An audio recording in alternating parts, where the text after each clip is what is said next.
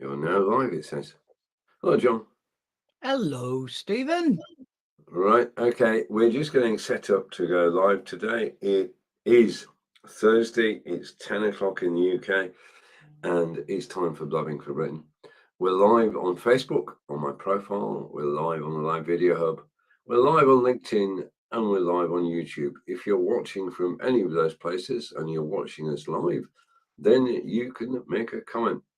If you're listening on Royston Radio, welcome to, well, we'll officially open the show in a minute. I'm just waiting for the countdown clock to disappear.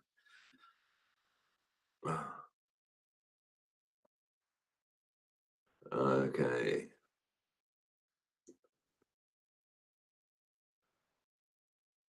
It's 10 seconds left on the clock. And then... Right, an official good morning, John. You're still gobbling. You Good are morning. eating. Listen, mate, I need to make a change to my camera. I am bright red. Although I have been out in the sun, I'm not that red. So I'm just waiting for a piece of software to load. And hopefully it will. Did click the button. Okay, so good morning, welcome, and the official welcome, of course, is welcome to the show, Blabbing for Britain, episode 380. This is the UK News Review, and we are live, and somebody else has been live, but not with us. No, I watched him for a while. Uh-huh. He says he's going to be on the bus during this broadcast. Right. Is he actually physically in Edinburgh now or on his way? He's still in Edinburgh. The bus doesn't leave till just after past. Right, okay. I'm going to hide that. Okay. There you go. Right. I noticed you got your glasses on. Oh, you've took them off now. I'll take them off. I only need them if I've got to read something in the studio. Right. It saves going like that. Yeah. I mean, I can read. I do use reading glasses. My normal vision is 20/20, but reading, different thing entirely. So I've got 5 pairs of reading glasses. Well, yeah, that's right, isn't it? Which I got off Amazon for 15 quid, and I thought, well, that's quite a bargain. So my idea is that I have glasses in each room, so I can go from room to room. But I keep moving them and losing them, so I'm just glad I've got 5. Pearls of not having them to hand. Right, so Peter is leaving Edinburgh, heading back up to Aberdeen. So he's not with us today. On his £1 ticket. All right, okay. Well, make it so easy, don't they? Well, he's got a bus pass now, so he can book a ticket in advance for £1. Brilliant.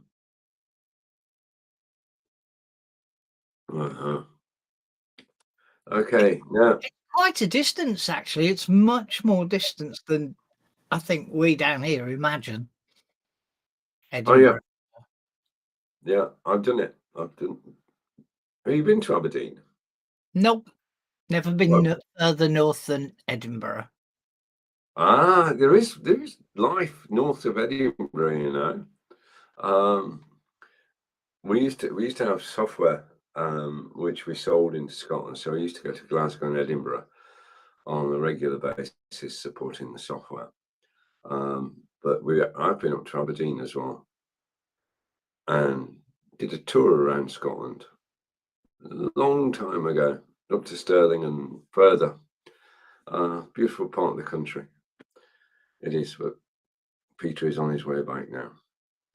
Right, okay, now, if I say Nadine Dorries, if I say Rees-Mogg, if I say, well, we've got a choice today. We've got Nadine Dorries, Priti Patel, Jacob Rees-Mogg, Brendan Clark Smith, Mark Jenkinson, Andrea Jenkins, and Michael Fabricant. And there's been a report out today, Partygate Part 2, and they have been slated for actually everything they said about the committee, and there could be consequences. Although, because it's just wrong. I mean, if you appoint a committee, Parliament appoints a committee to work out whether Boris has done anything wrong. They come back and say Boris has done things wrong. Boris resigns, and then this set of Conservative MPs actually start to say that this is all, it's not above board, it's all fixed.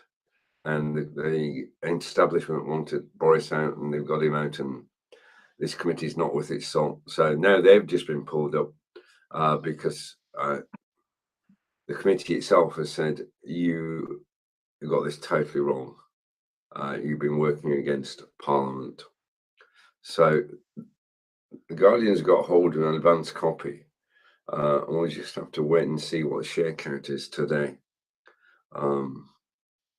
Yeah, have you any thoughts, John? Well, they're not real people, are they? They're not the kind of people we think of as real everyday people, are they? Well, they don't live in our world. No. They live in a world of their own. Yeah, but I'm glad that they're going to actually, they've been found wanting with regard to obeying the letter of the law.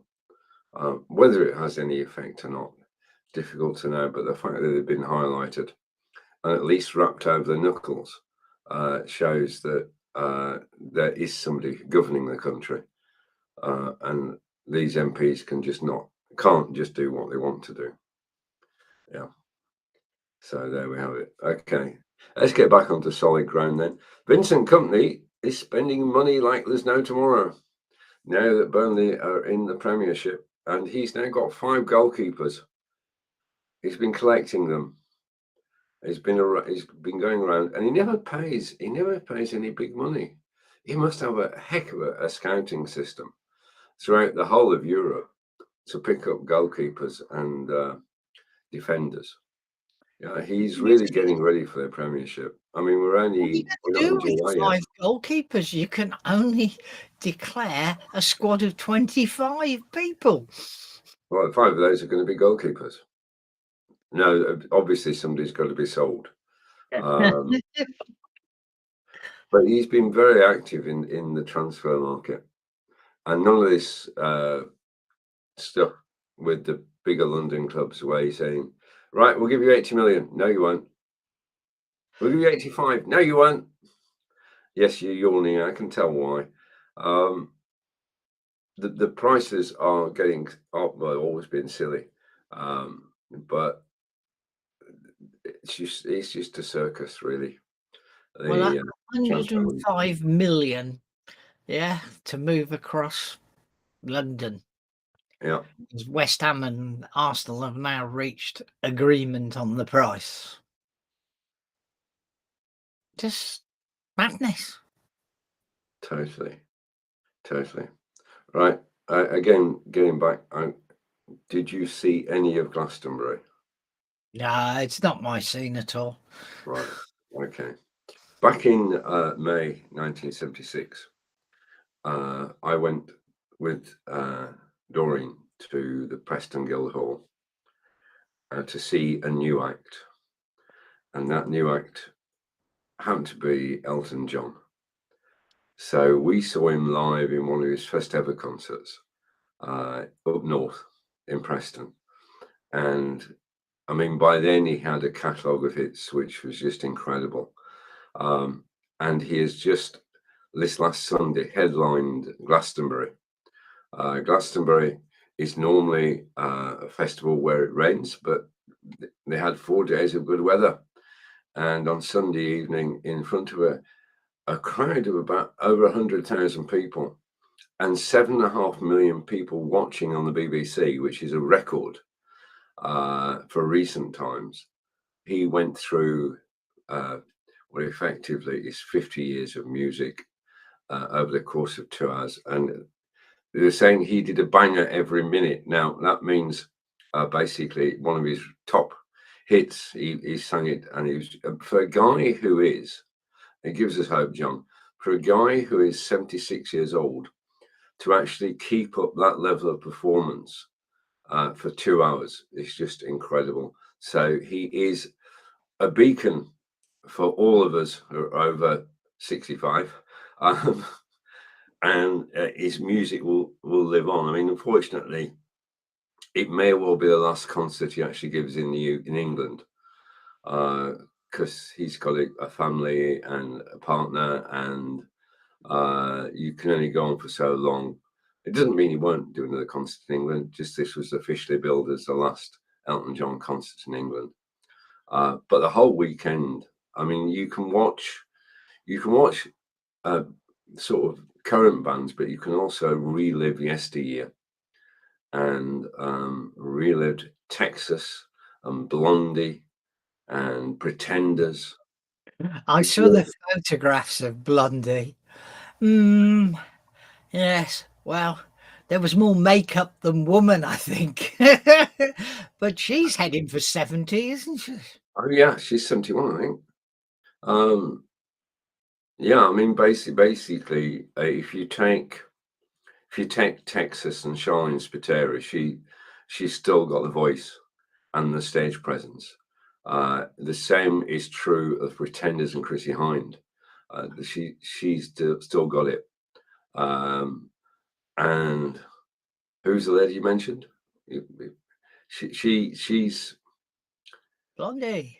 We all wish that she could get her voice back, but obviously, Deborah it's Harry. not that easy. It's not that easy. But give her a due. She still stood up and did a set at the Glastonbury.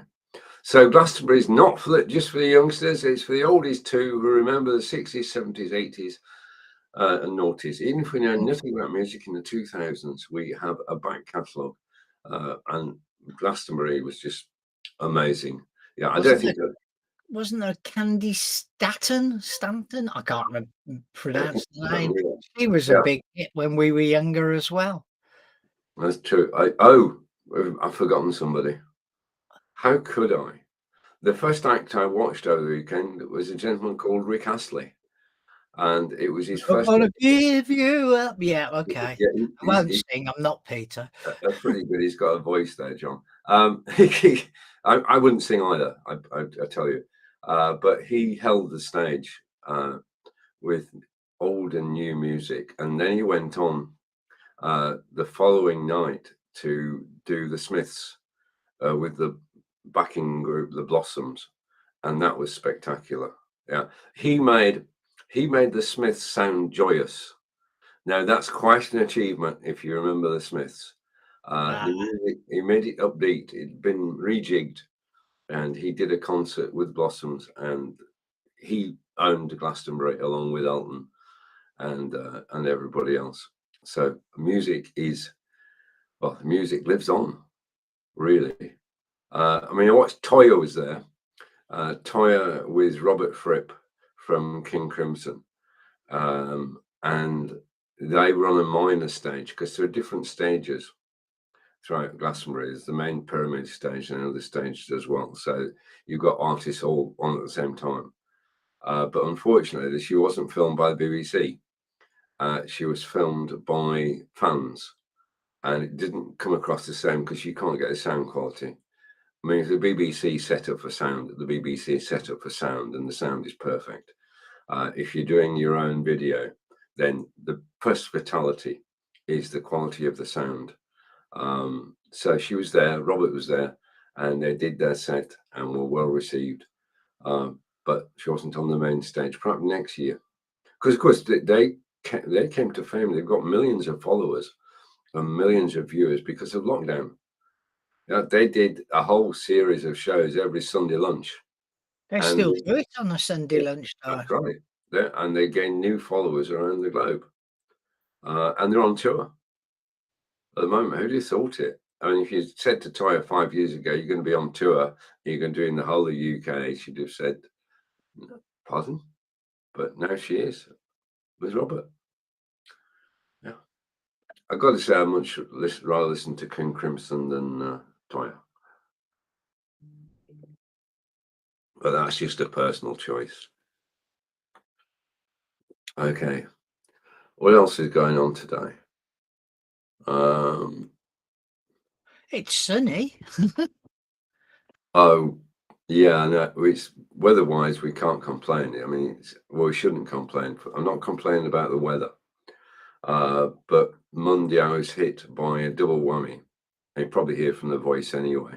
I was hit by a summer cold, which filled my head with cotton wool, and then hay fever. For the first time in years, I've got hay fever, and unless I take the tablet, that's it for the rest of the day. If I take the tablet, that's it for the rest of the day, because antihistamine tablets knock you out, sort of. So I've been operating sort of on a half power all week, and I just felt this morning that I still had the tablet just in case, but I feel I'm coming back. So it wasn't. We had the flu. We've had the summer flu. We got the summer flu. I got it on the Tuesday. Angelica got it on the Friday. Our guests from Germany arrived on the Friday during the twinning, and we thought, oh, do we actually host Basilica, or do we say no? We're crook and we're unwell, and you shouldn't come anywhere near us. We decided to just carry on, and there weren't too many hugs that weekend, that's for sure. But Zilka got home, and after 2 days of being home, she was still clear. So we're very grateful for that. Whoever was looking after Zilka, thank you. Because that's what you think when you get visitors and you're not feeling well. You don't want to pass that on to somebody. Because she was flying back with 20 people from Blabbing, and she could have passed it on to them. And you think, oh, we started, yeah. So we didn't get that far. But this summer, a summer flu, then a summer cold, and I just want to see. I'm praying for something, John. I'm praying for rain. Yeah. We had a load of it yesterday here. Did you not have any rain? No. We had enough rain that I didn't need to water the plants. Either here or at the allotment. Yeah. I went out the door last night at about 6 o'clock. I was going to go for a 2-mile walk, and it started to rain. I thought, I don't care. I don't care. I don't mind getting wet. I'm just going to go out and I'm just going to walk. And did it rain? No, it didn't. It just a little bit of drizzle, and then it stopped. It really poured here for about an hour. Yeah, well, we're due to get some rain, because as I say, to dampen down all the pollen. That's the only thing you need. You just need the rain to fall, and I hope it does soon. Yeah, because this is the first time in years I've got hay fever. If I'm suffering, then other people have got the same problem too. So for all hay fever sufferers out there, I do empathise totally, and we're praying for rain. John, send it down to the Midlands, and things will begin to improve. Okay. There's barely a cloud in the sky here. It's white fluffy clouds everywhere at the moment. Alexa, what's the temperature? At the moment, it's 17 degrees Celsius. Today, you can expect a high of 21 degrees. No, so it's about 65 Fahrenheit at the moment, headed to over 70. If my maths is correct in converting. Somebody's watching us. Careful. Don't get too carried away. Somebody's watching us, John. Oh, well, that's good. Okay. Now, it's currently 9 degrees here with the high of 20. Right, so it's starting slowly and it's going to build up. In 2021, there's not that much difference between the two. So you will get the temperatures. And there used to be a saying, mad dogs and Englishmen go out in the midday sun, which I think originated in India. And Oh, Noel Coward, one of the three. And nowadays, the hottest time of day is 4 o'clock. Yeah. Check it out. Check it out. Not midday. It's now 4 o'clock before it gets really warm. Which, of course, gives you a chance to get things done. Right, so you're listening to on Racing Radio, Blabbing for Britain, episode 380, UK News Review. Say thank you to Fons for actually having us on the Racing Radio on Saturday, 11 o'clock. So if you're watching us live on the video at the moment, then you can catch us on Saturday at 11 a.m. Okay, so that's that. Right, I did a broadcast yesterday. As you know, I now work for OneStream Live, and I did a broadcast yesterday how to effectively use pre-recorded video in marketing campaigns, and I made mention of InVideo. Also mentioned, John's not smiling. I made mention of Camtasia and ScreenPal in creating pre-recorded video, and of course, OneStream Live. So that was what I did yesterday. I'm live every Wednesday at 3 p.m. in the UK, 10 a.m. Eastern, on the OneStream Live YouTube channel, and quite enjoying myself. I've now done 4 of them. In fact, I've done, yeah, because I did the shows with Joe Shepherd as well, where we interviewed the CEO of, Chief Operations Officer, the coup of OneStream Live, Joe Shepherd and I. And Joe and I are in a venture all centered around OneStream Live. And Joe was actually part of another OneStream show this week as a panelist on OneStream Live. So it's all happening. So that's it. I'm live again next Wednesday, 10 a.m. Eastern, 3 p.m. in the UK on OneStream Live. And then, of course, it being OneStream Live, what I can do and what I do is I take that video, which is already on the OneStream Live website, and I then send it out to 11 other destinations at 7 o'clock at night on a replay. So it gets replayed on Facebook, YouTube, Twitter, and Twitch. See, it's so easy to do and so powerful. So powerful. Okay, so that is that.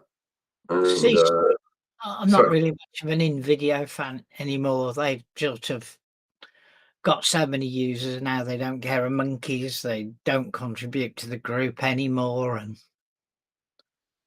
they've been promised an AI version for months and months and months, and that hasn't appeared. Well, it ain't easy. I mean, the AI is making its way into most products these days. TubeBuddy, in fact, it's everywhere. I mean, I've got to put my hand up here. I use AI.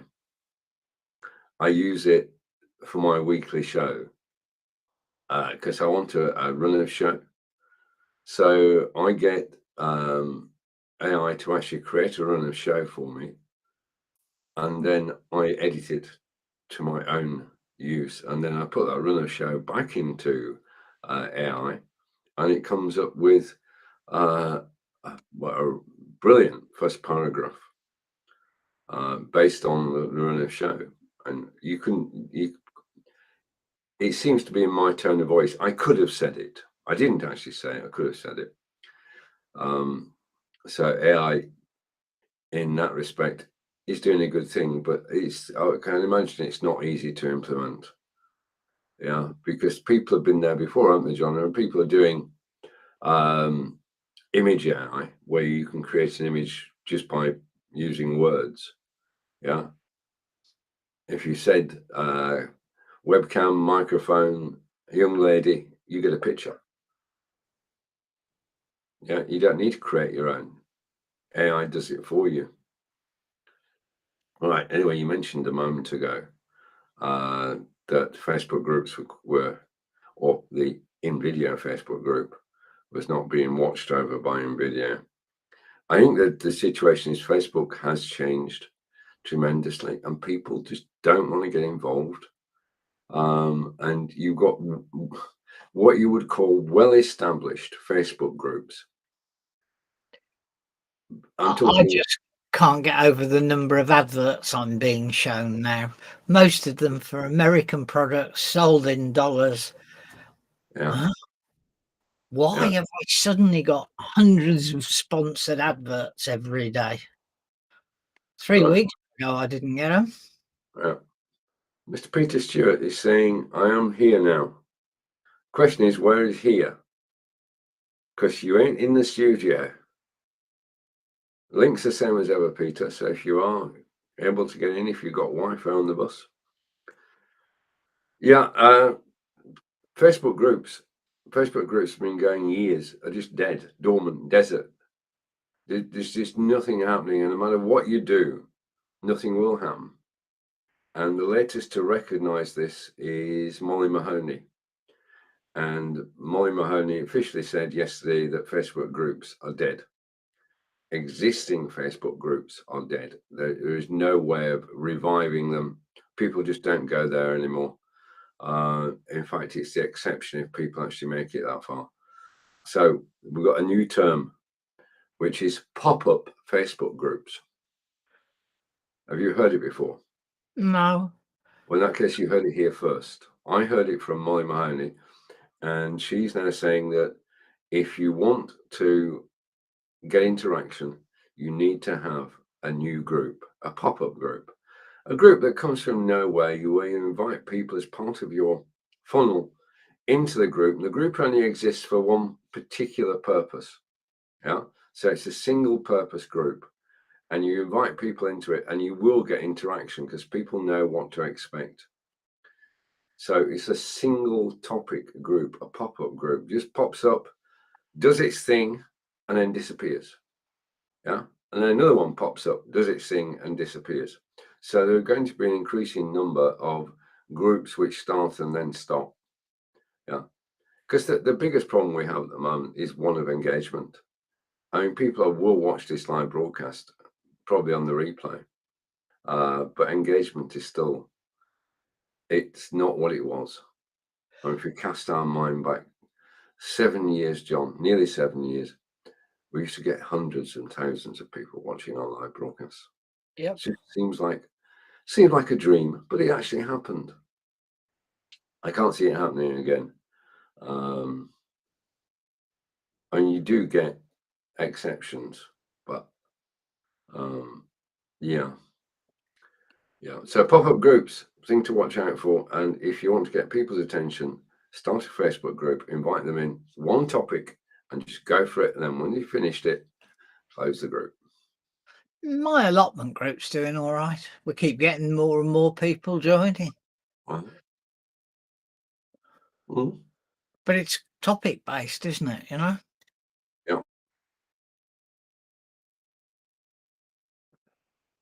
We also got, I mean, first of all, it's not a group about social media, it's about the real world. And the other thing is you've got help and advice for a lot of volunteers. Yeah. Yep.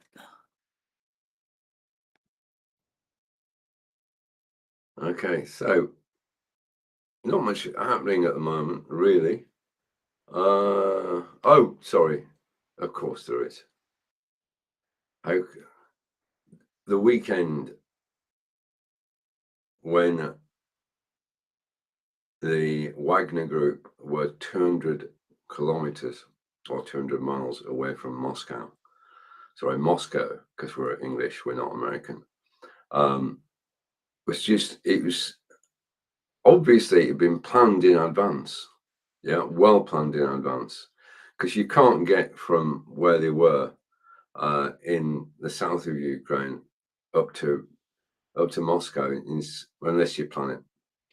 And the whole thing seems to have been totally stage managed in a bid to actually, I don't know. I mean, they didn't want Putin out. They just wanted recognition of what they were doing. The the Russian army have said that the Wagner Group, 25,000 of them, have got to be disbanded, and they've all got to sign up to the Russian army and become Russian soldiers rather than Wagner soldiers. And that's at its simplest. But I mean, the report, it was just astonished. The UK, America, the EU, all amazed at what was going on. It's just incredible that such a thing could happen, that a country could turn in on itself and its own military threaten the capital and not be stopped by anybody. I mean, the thing that got my goat was on Monday when Putin finally surfaced and he said thank you to his army for actually stopping the insurrection, the revolt. They didn't do a thing. The only thing they did was not join in. There was no opposition to the Wagner Group going all the way to Moscow. None at all. I just, it's. Did it really happen, John? I don't know, but I was amazed to find out that Wagner is a worldwide organisation, you know, with things happening in Africa, Australia, all over the world. Yeah. Yeah. South America, you know. It is an international setup. And how Belarus become involved, that's another mystery. How this deal was brokered in so short a space of time. And the leader of Wagner is now, we believe, in Belarus, although we haven't seen any pictures of it yet. And of course, the people of Ukraine for 24 hours were rejoicing because they've got the equation, no Putin, no war. So for 24 hours, the Ukraine people of Ukraine were happy because Putin gone, no war. But I've got a feeling that Putin is not the only one who's hell-bent on war with the Ukraine. So whether it would actually change anything if he left, I don't know. And I guess our governments don't know either. But I mean, basically, as we've said on Blabbing for Britain since March last year, we just want a truce and peace to break out, and for an arrangement to be made for the whole thing to end. That's got to be the way forward. It has to be the way forward. Okay. So we've covered the Ukraine. Okay. Where to go next? Do you want to go to cricket, John? No, I don't want to go to cricket. We'll not go to cricket because Australia are 339 for 5 at the moment. At the end of day one, we're getting closer. Day two starts at 11 o'clock this morning, and it's most unpredictable. We're getting ready for Wimbledon. Another boring topic. It's not a boring topic. How the heck you can be excited by something where you have to do this to watch it? These are top athletes, top sportsmen and women, and their prowess is playing tennis, and it is entertaining. I mean, if you compare a tennis match to a cricket match, then a tennis match is shorter. You have to agree that, John. Generally speaking, I wouldn't watch either of them, so tennis match doesn't last 5 days. Not normally, anyway. Okay. Well, from round here, it seems everybody goes to watch the cricket for the beer, not for the cricket. That's all part. It always has been part of the experience. When I was down at Nelson, every single team in the Lancashire League had a social club. Yeah, beer and cricket go together.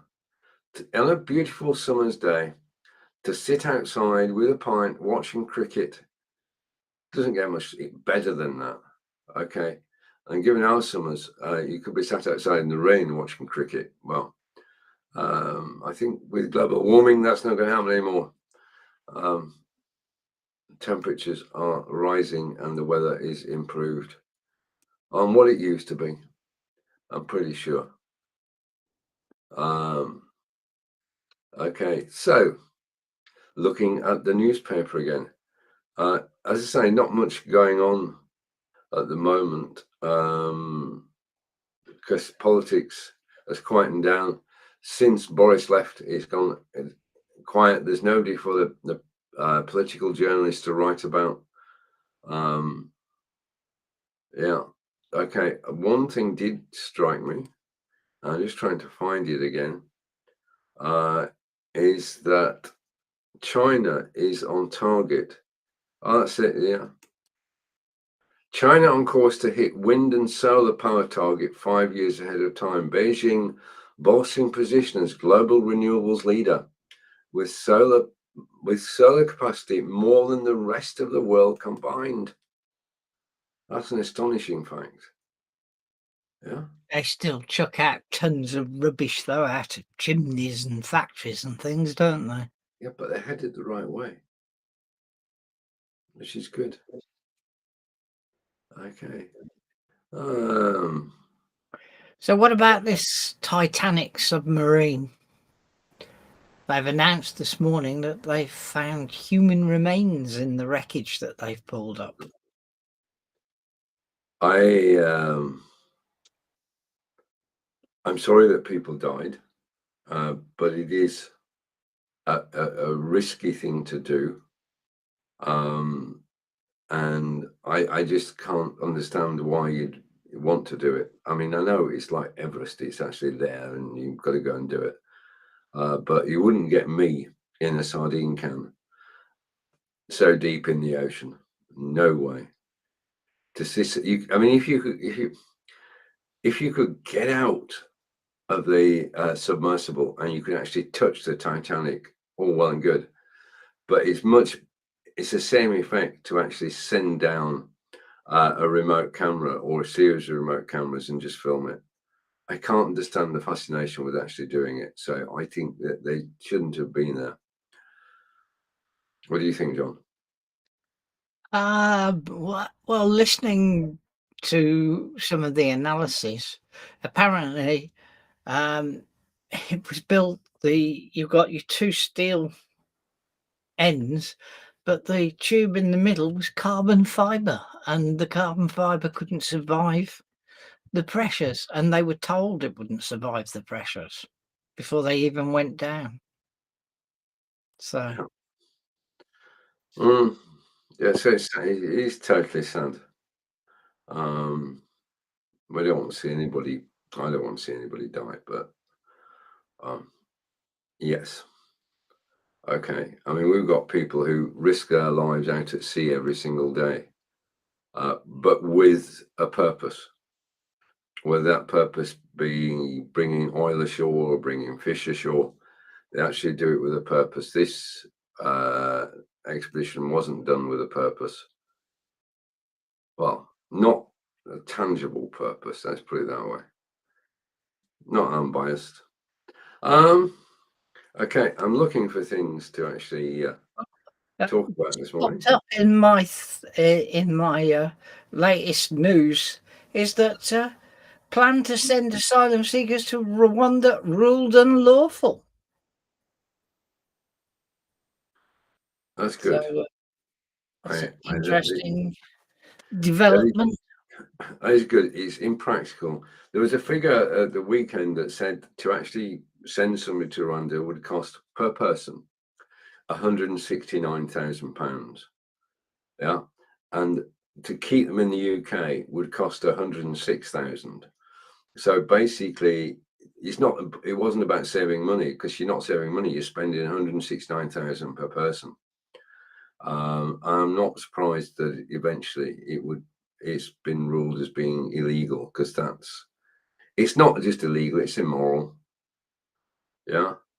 If supposing things change, supposing a sea of change and we get a government in the UK and everybody wants out, yeah, and we manage to get out and we sneak out to Italy, and the Italians say, I'm sorry, we can't have any British people here, we're going to send you to Ethiopia.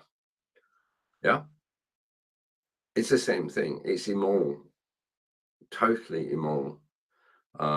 we've got to grant the same rights as well, we've got to go with international convention and international law. And the Conservatives do tend to go off on really weird tangents, which are window dressing rather than practical policy. Yeah, so I can get away with this week because Peter's not here.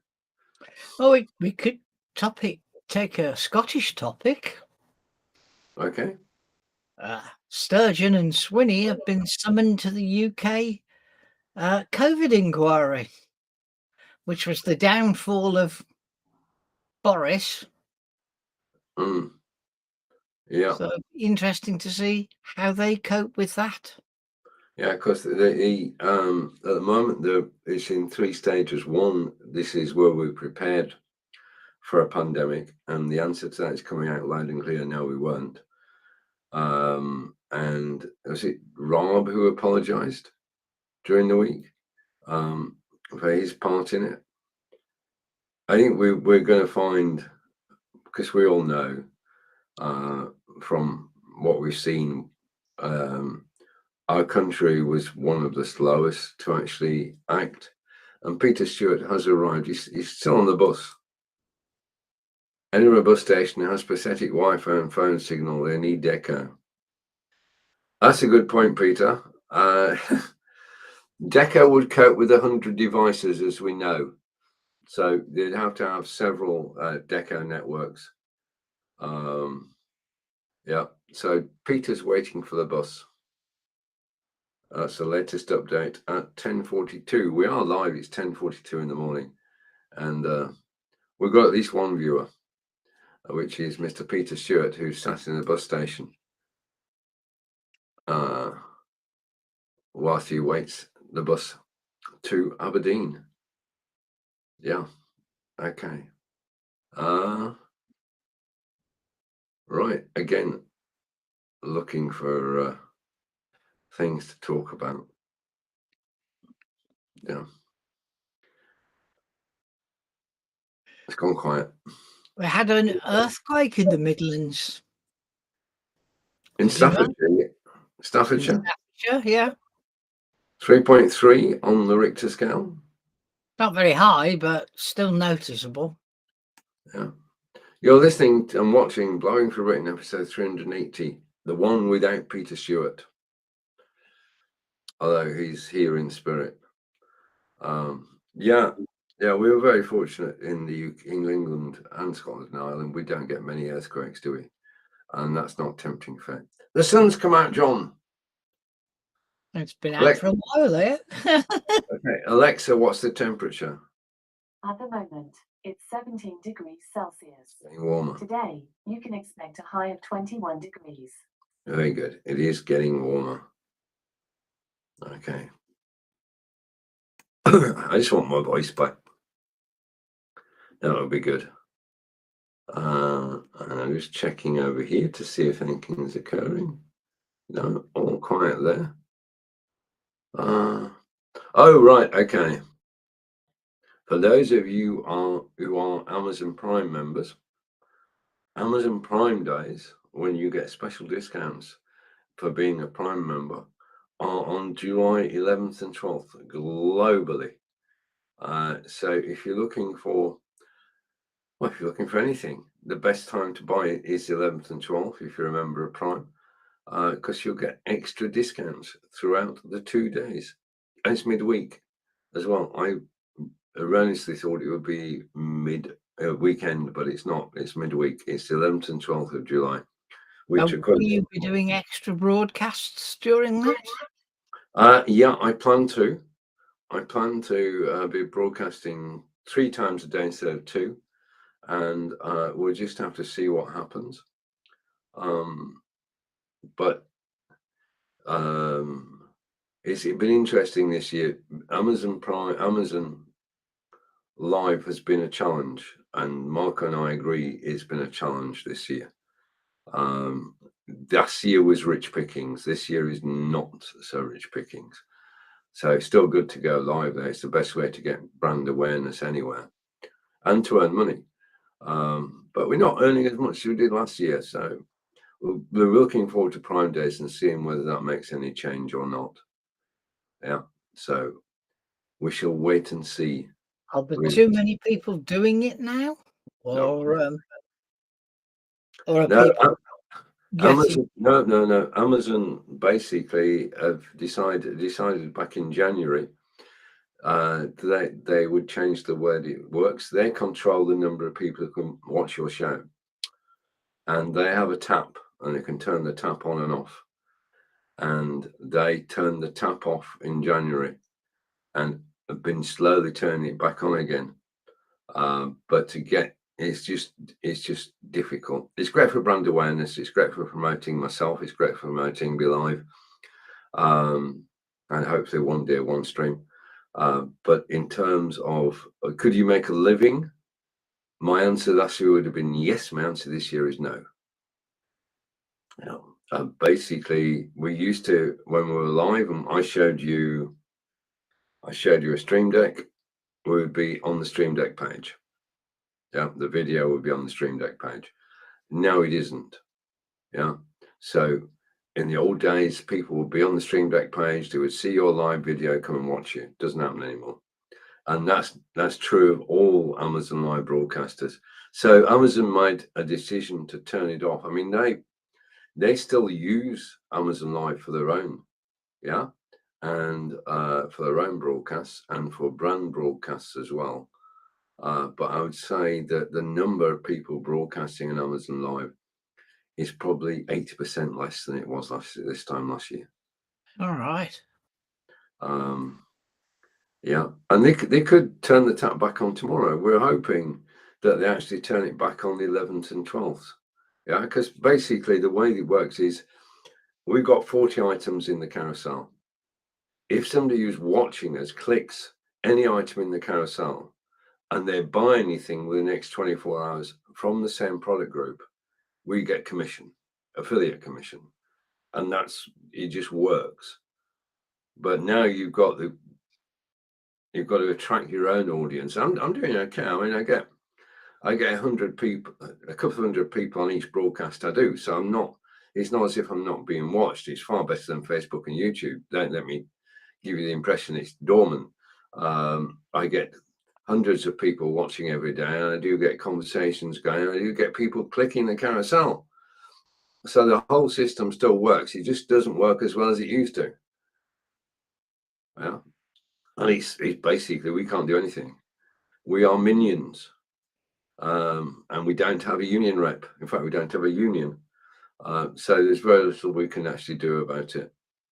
People are doing shoppable videos, though. They're still making money. Yeah.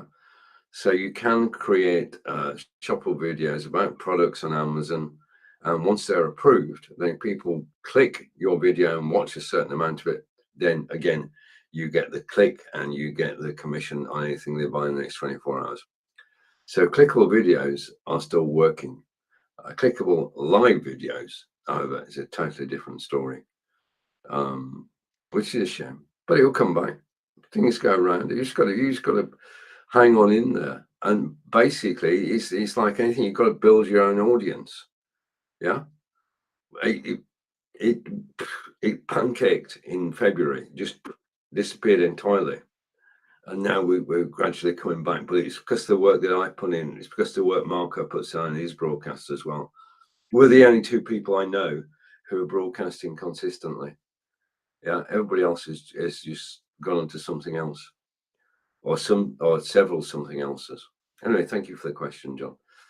And it's good to get it out there. And hopefully I wasn't too disparaging of Amazon, because it's their football pitch. Yeah. It's their bat and ball, and they took it away, did they? Didn't want to play for a while.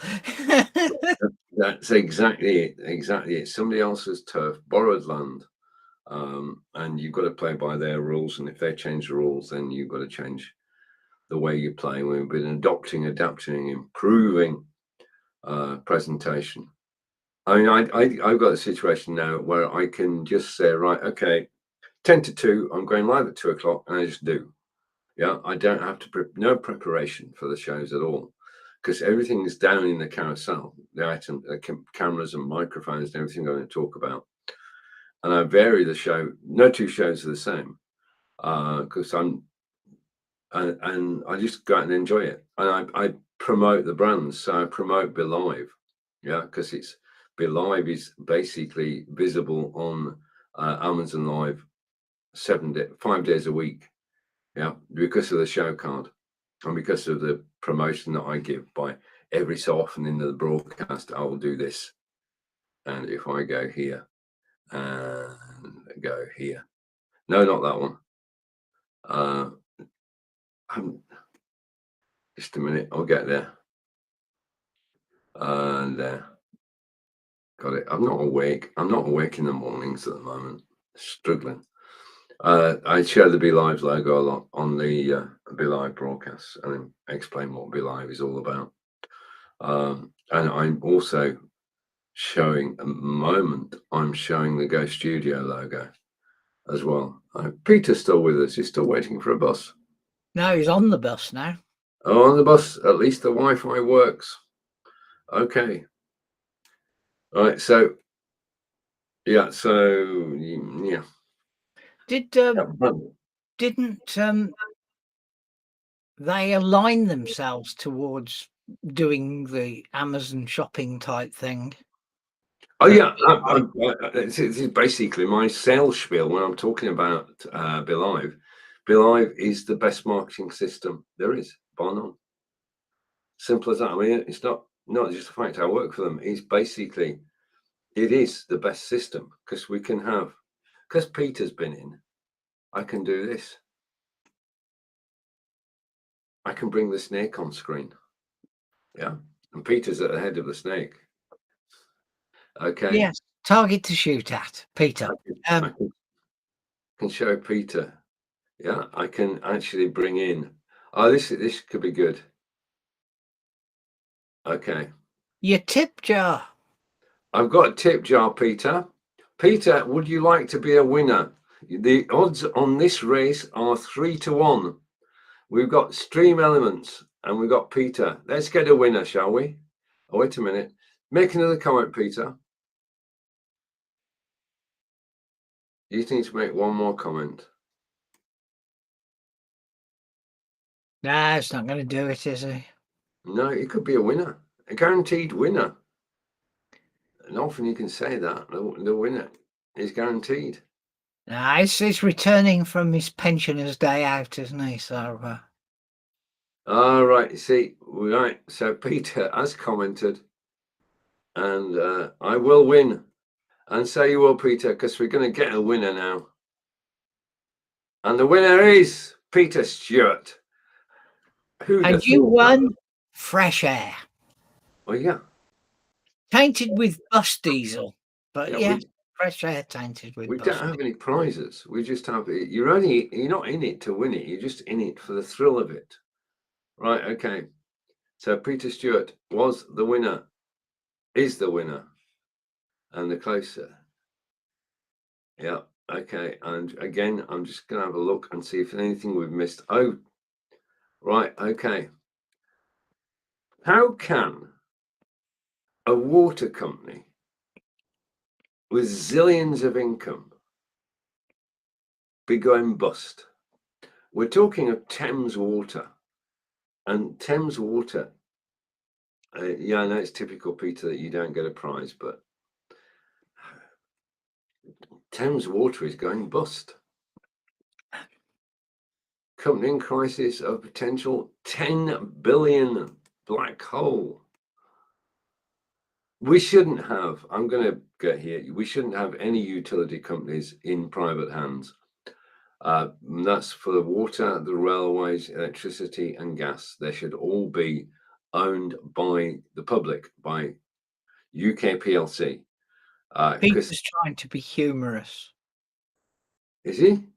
Yes, he said the water company went down the drain. Okay.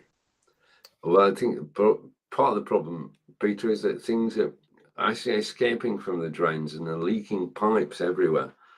Yeah, I don't know. All public utility, because Peter's not here today, so I can say I can be a bit freer in what I say. All public utilities should be owned by the government, by us, and basically people shouldn't profit. So I can see the railways going back into public ownership. I can see water heading that way too, because basically these companies can't make any money out of it. And if you can't make any money out of it, why do it? So I can see things actually changing. Oh, and I knew I was on safe ground because I knew that from previous conversations, Peter actually agrees about public ownership of utilities being the way to go. Okay, so let's take a look. Used to be a really big employer around here. On the A45 Coventry Road, they had 4 buildings, hundreds and hundreds and hundreds, if not 1,000+ people. Yeah. But they've gone to Coventry and brought everybody into one building on the ring road in Coventry. Oh, a minute, that's a first. Yes, for the first time in days, I can actually swallow without it killing me. We're on the road to recovery is the news from Wiltshire in England. I thought I didn't want to say it too soon, but I am actually, my voice should be getting less hoarse as the show goes on. I think actually talking for an hour has helped. Okay, but I will be live on Amazon Live today at 2 o'clock and 4 o'clock. And of course, it's a German lesson tonight with Angelica. 2 hours of German. And then we've got another German lesson in July. And then we've got our annual get together. And then we know German in August. August is lesson free. We get a month off. A break sometimes helps.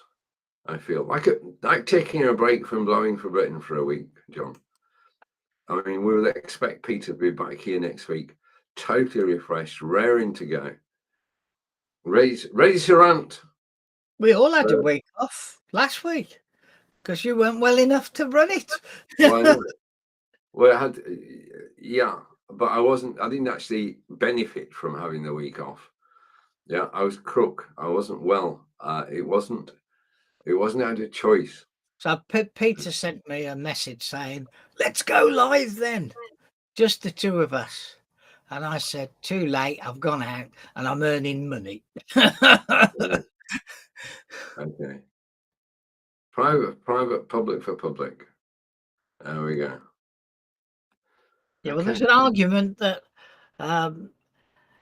electricity, of course, a large portion of our electricity generation is French owned. Yep. So the argument is that we probably couldn't have financed it without the French help. So where do you go from there? China.